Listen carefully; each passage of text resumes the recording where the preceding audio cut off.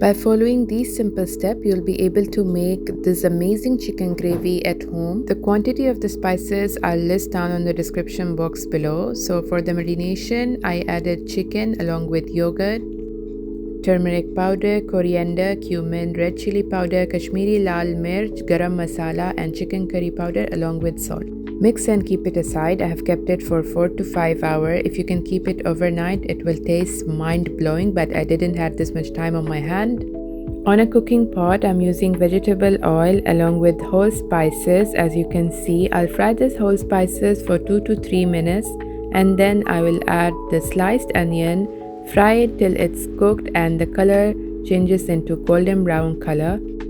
Now I'll add the onion paste that I've made it at home. Cook the mixture for 5 to 6 minutes in low flame. Then I'm adding ginger garlic paste and again cook it in low flame till the ginger garlic paste is cooked well. As you can see, the color has been changed. It's time to add the marinated chicken. I will add the chicken, mix it with the onion gravy very well and cook it in low flame for 5 to 10 minutes. I'll keep on stirring. The more you stir with the onion, the more it tastes nice. So I'll keep on stirring without water.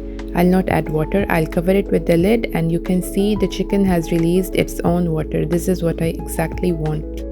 I had stir fried the chicken around 15 minutes without covering. Then I will add the water and cook it in low flame by covered lid for 15 more minutes. And the chicken gravy is ready to munch. Just garnish it with coriander leaf and some whole chili and you're ready to go. Serve it with hot rice or roti according to your choice, or you can also enjoy it with paratha.